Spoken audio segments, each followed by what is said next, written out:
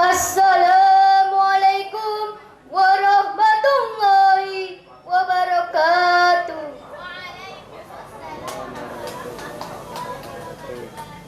Alhamdulillah, alhamdulillahi rabbil alamin. Wa bihi nasta'inu ala umurid dunya waddin.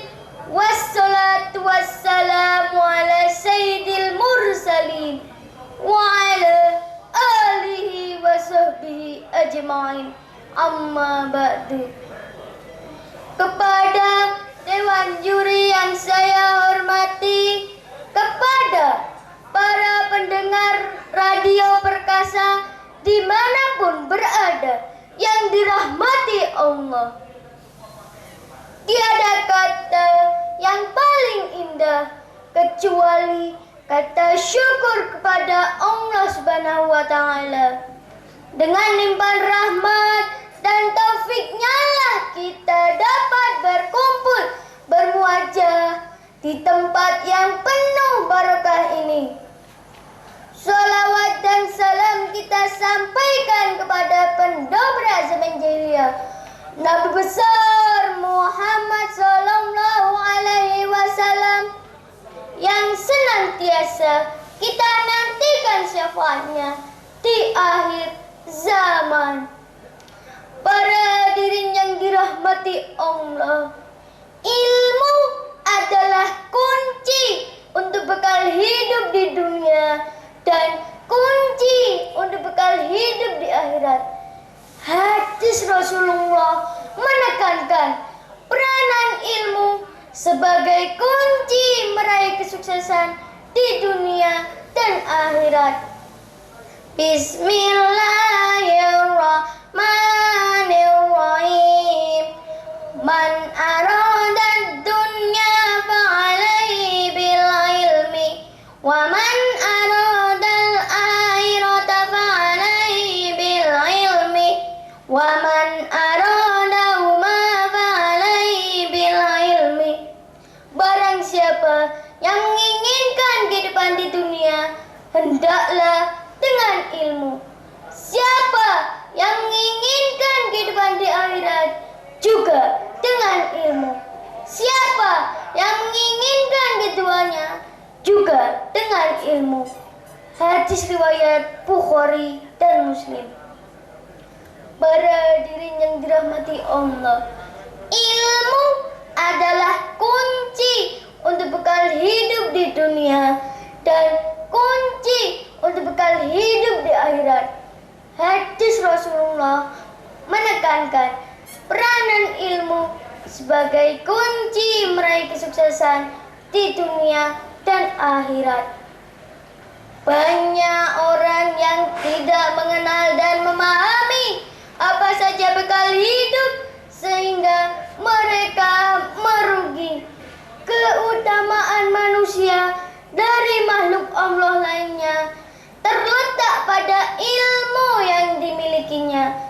Pentingnya menuntut ilmu dapat kita lihat pada kisah Imam Syafi'i. Yang mulia Imam Syafi'i dalam keadaan yatim pada usia 2 tahun, beliau dibawa oleh ibunya ke Mekah, tempat kelahiran ayahnya. Beliau hidup di dalam kehidupan yang sangat sederhana. Walaupun begitu, pada usia 9 tahun, beliau hafal Al-Quran sebanyak 30 juz. Beliau tidak pernah merasa cukup akan ilmu yang dimilikinya.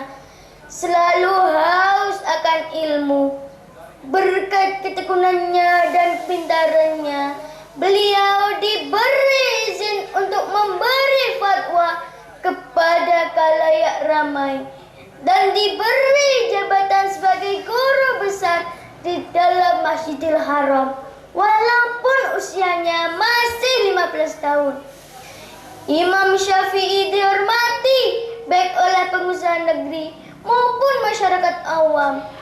Beliau tinggal karena keluhuran dan ketinggian ilmunya, sebagaimana firman Allah dalam surat Al-Mujadalah ayat 11 sebagai berikut.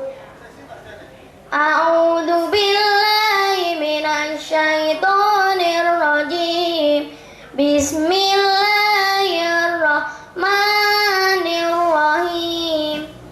Yarfa'illahu alladhina amanu minkum walladhina utul ilma darajat. Wallahu bima ta'maluna khabir. Allah akan meninggikan derajat orang yang beriman di antaramu dan orang-orang yang berilmu pengetahuan beberapa derajat. Maka telah terbukti bahwa Allah akan meninggikan derajat orang yang berilmu sebagaimana keutamaan mereka karena tidak jemu-jemunya menuntut ilmu, baik itu ilmu pengetahuan maupun ilmu agama. Dari kisah tersebut dapat kita petik pelajaran pentingnya belajar dan menuntut ilmu. Life without knowledge is like walking on the dark. Hidup tanpa ilmu bagaikan berjalan di kegelapan.